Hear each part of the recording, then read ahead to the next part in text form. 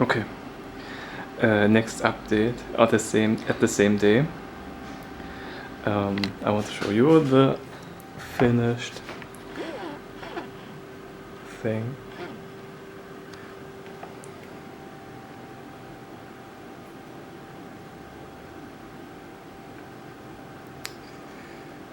It's so cool, but sadly, it's 3 millimeters too high in diameter. So instead of cutting every single thing, I just keep it like this, you know. And I start building a second one. And I have my systematic approach here, where I bent every single fin by hand. And I thought maybe, I had the thought, maybe I cut out a stripe, maybe open up the autofocus. I have these rings I glue the fins onto, and I make the ring wider, and I cut in slits at even distances, and then I move the slits over and do the fins like this. But then I realized if I do it that way, depending on how wide I do the fins, the distance between each fin goes up too, and it will look not nice.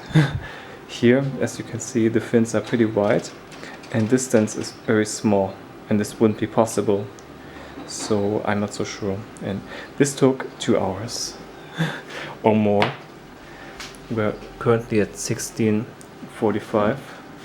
I started at 12, so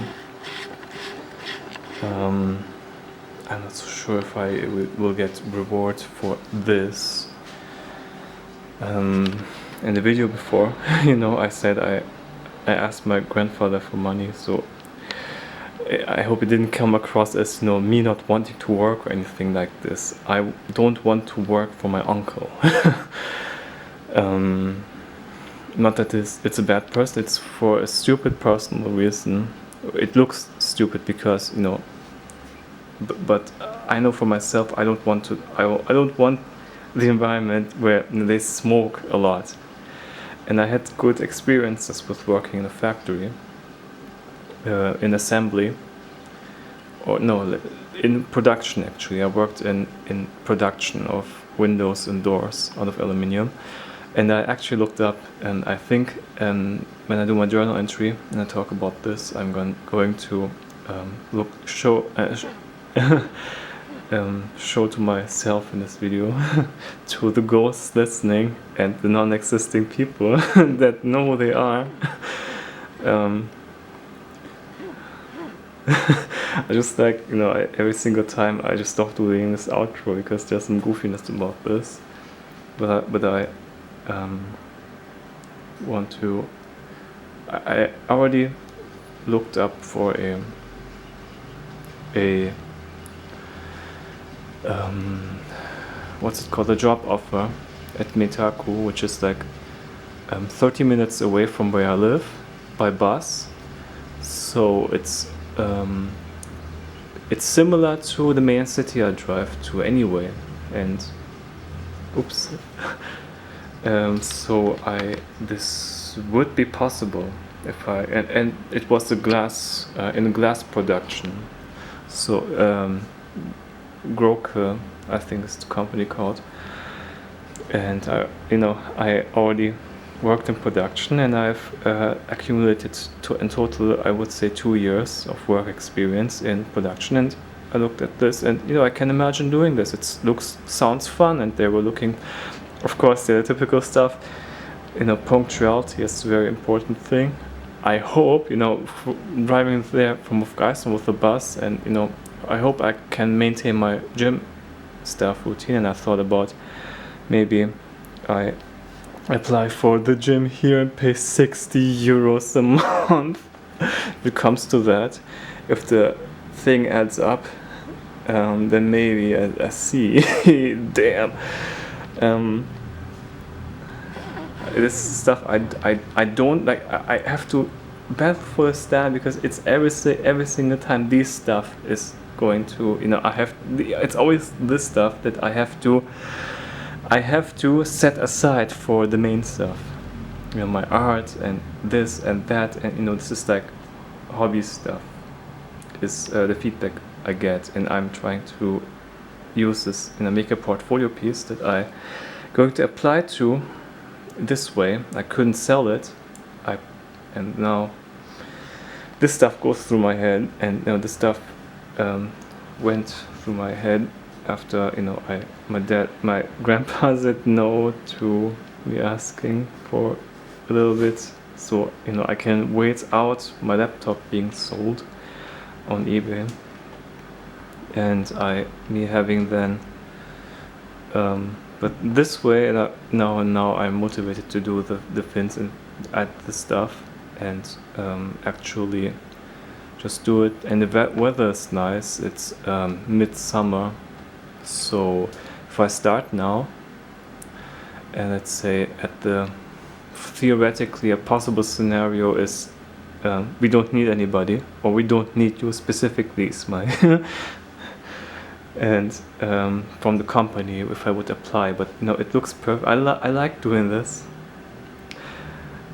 And I'm working with glass sounds interesting. Like at one point I will work at every angle that makes a door or a window. So at one point I worked at the production of the assembling the pieces and cutting them, and now I work at the wood theoretically.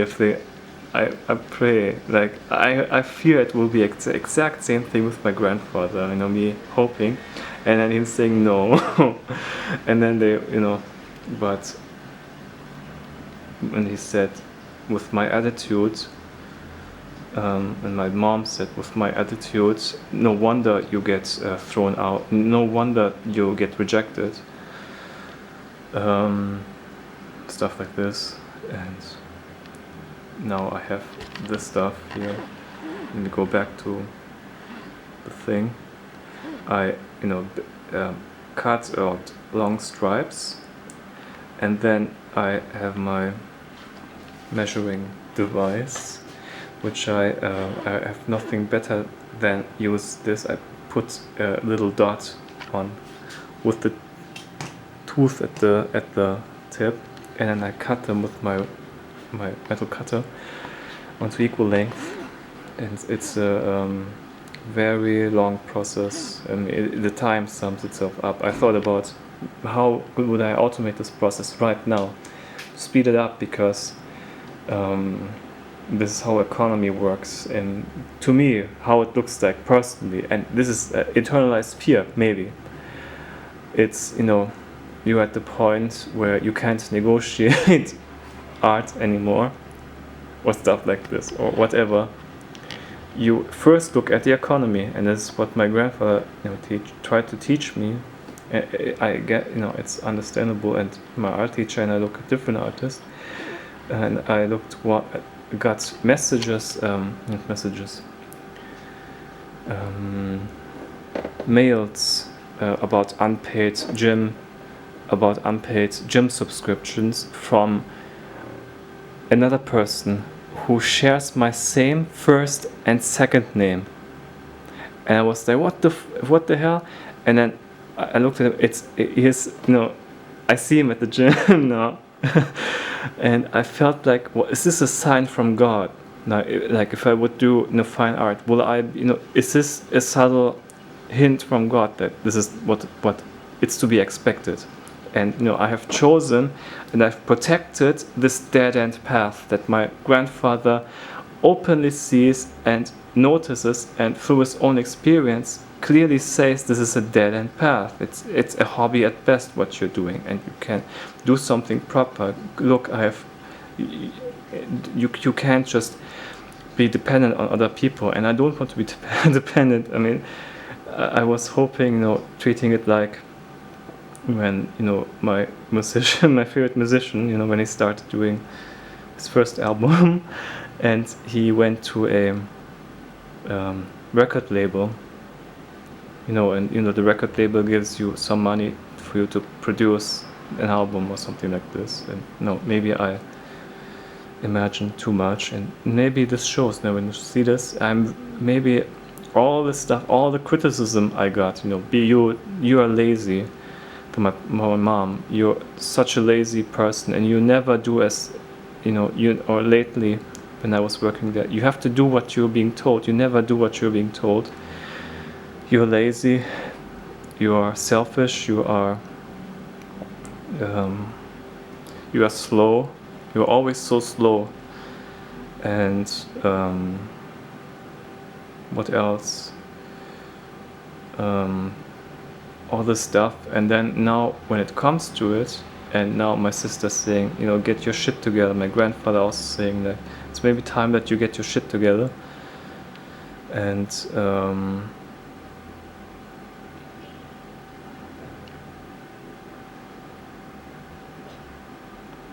yeah,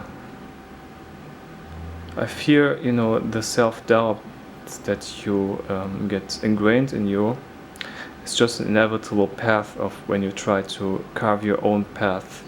The scars will just come. Either you ignore it and you live in this state of isolation, or you listen to everybody and you end up, torn inside and having the scars, and always, like Trent, from what I get, having this self-doubt inside of you, no matter, even, walking to a podcast with a producer, and fighting the self-doubt and feeling like not fitting in, and there's nobody, nothing would, so there's that. And this proves what my mom said, that life is a test. My dad said life is a test. My mom said there's no life without suffering. Like life, everybody has this test. And my autism diagnosis that I got is my test. Whether it's true or not remains to now be seen after I get with my plan, let's say my strategy, that I make so simple that it might as well just be a 1 + 1 = 2 plan. I have my main job. That is stuff that it has nothing to do with this stuff. So because the problem is, if I would do it professionally by textbook, then I might as well do any other normal job, because it basically becomes that the decision you do is not about making the best piece of art anymore. It's about how this thing fits into the economy first. And this is not how you start doing great art, from what I understand, especially not what I want to do. Because gluing on 8 hours straight little pieces of glass beads onto 2 3D printed spheres to make eyes of an organic gene-edited damselfly head to put onto a biomechanical ornithopter. 8 hours. If you scale it up to the economy of an art piece, like this is the most, like this is nobody in his right mind thinking about making a living out of this would do this. This is entirely stupid and uneconomical. Nobody does this. I mean, if you see, like, I'm pretty sure I showed the turbojet that is being made by General Electric, stuff like this. You see this cool stuff and shit like this, and you see the stuff in there too. Like, this is probably a way more artistic example, because it's probably from a time where there was a stronger economy or whatever. But as I was thinking about when I was doing the fins, and maybe I kept them sideways and turned them around. This is the thing of thinking. And now, if you do this, start doing this with art, then you might as well do any other. Not to say that it's not to say that to make it into keep it in hobby territory, because I feel like this is a self-demeaning thing. But it's not to lose the sacred thing, using up this resource. And I don't know, maybe it's my lack of being able to process this emotionally, So I try to keep them separated from, not separated in a way of separating, the private stuff from the professional stuff, in order to not have doubt and stuff internalized. So I don't want to, every single time when I want to do art, having my first thing that comes into my mind is other people's voice about what's economical, because this is not how you do great stuff, because this will lead to the exact same thing. And I had this experience sometimes, what's it called, demand. What's the opposite of demand? If you offer something, sometimes just creating something creates a demand in and of itself, contrary to the thing. And it's the same thing with creating a great art piece, and it justifies itself, ideally by the words of God, orders of magnitude. If you do a good deed, and I was looking this up, God, from the point of Islam, rewards your good deed tenfold, 20-fold, how many times, up to 5,000 or whatever. And if you do a bad deed, it's just. But if you for example decide not to do a bad deed, then it's written as one good deed. And then if you do a bad deed, it's just one. It's just by the factor of one, like in this thing. And it's thinking about fearing going to hell in death, but in all the stuff that comes up. And I think it's as I try to sort the stuff out in my head, I think I can lose myself in, because it has no weighting, if I think about the mind and body connection. And if I would take the outside world as, the realm of the body, which gives you feedback to your mind to tell you what you should prioritize and what not to prioritize. There's no way to judging what you should prioritize if you try to make stuff out in your own head. And you can lose yourself in all these details. And I think this is where the perfectionism comes from, because it's a product of my fear that I am afraid to overcome, because I get the sense that I can't allow to make myself mistakes, because I've been punished for my mistakes, because I am expected to succeed. And this sets the precedent, and I would I'm stuck between instead of torn apart, I'm between two pressure, the trash compactor kind of deal. I feel myself in a trash compactor, moving forward, being pushed backwards from moving forward, and being pushed forward from the back. And the only path forward is success. Don't you dare fail, because it will be held against me, the failures. And there will be new stuff written into my mind and my core about how I should see my failures. And in the same vein of after I had my mental breakdowns at the window building company, with the brother of the boss. He's a super awesome dude, don't get me wrong, but I pushed it a little bit because of my depressed state kind of deal. It's good, like the thing was, I got my mental breakdowns there, depression, and I had the stuff at home. And my mom's answer was that, of course, he didn't take, after I went back from Turkey and, the stuff, trying to process the stuff there, and then, getting rejected. And of course they reject you, because, you just ran away without saying anything, and, projecting me running away from her without saying anything, because I don't want to hear her talk. And this stuff, stuff like this goes into your mind when you have your failure, and people, your own mother, whose words I hold dearly and defines how I feel myself. I can't separate myself from this. And if I read into this Islam, disrespect is a grave major sin. So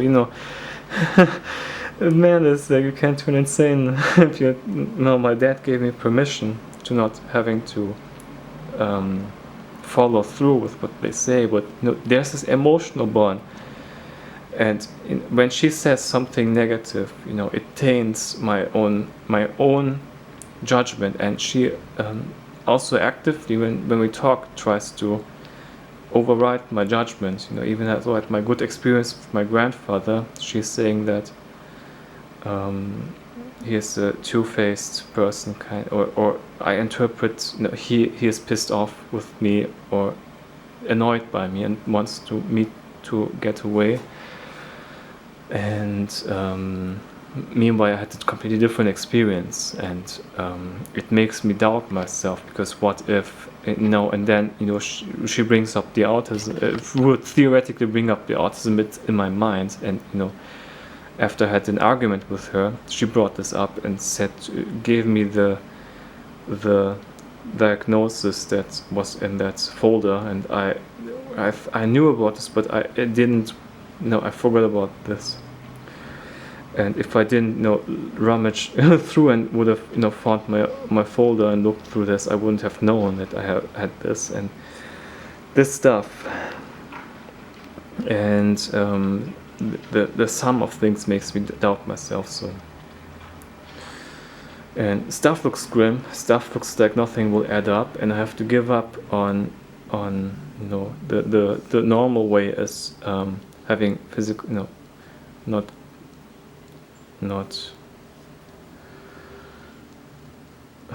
here. Okay, I needed to get this out. No, I don't even, I just did it. I don't even have to say it, because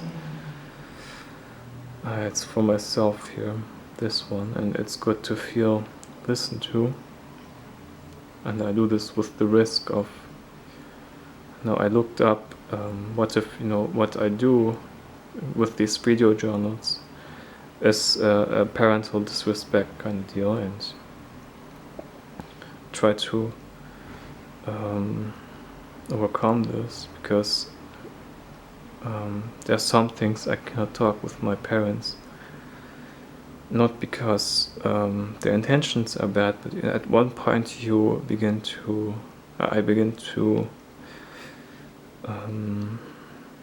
I don't know what it is, and I also don't want to hear that this, I don't know what it is, it's just the devil speaking into my mind. And there are a million different things to make you not do certain things, and make you end up immobilized. I can interpret everything that I do right now as the devil speaking into my mind. And the thing is, where do they know that the devil speaks at the same time? I ask myself. And there are the explanations that the devil is a supernatural, superposition being, or whatever it is, and the speaking is not a voice that you hear. The speaking is speaking to the fabric of your soul, kind of deal. And this is the explanation. And then again, try to remind myself, asking, where do you know this happens? Because the only thing I know is God saying the magic of the devil is weak. This is the fact that I know.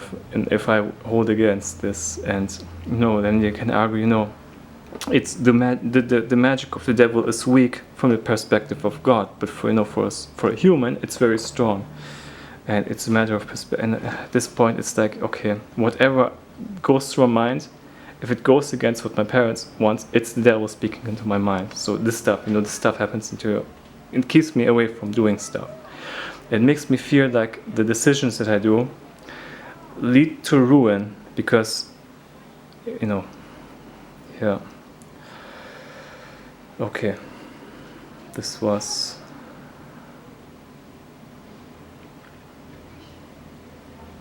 Okay. Stuff like this, when I do this, and I'm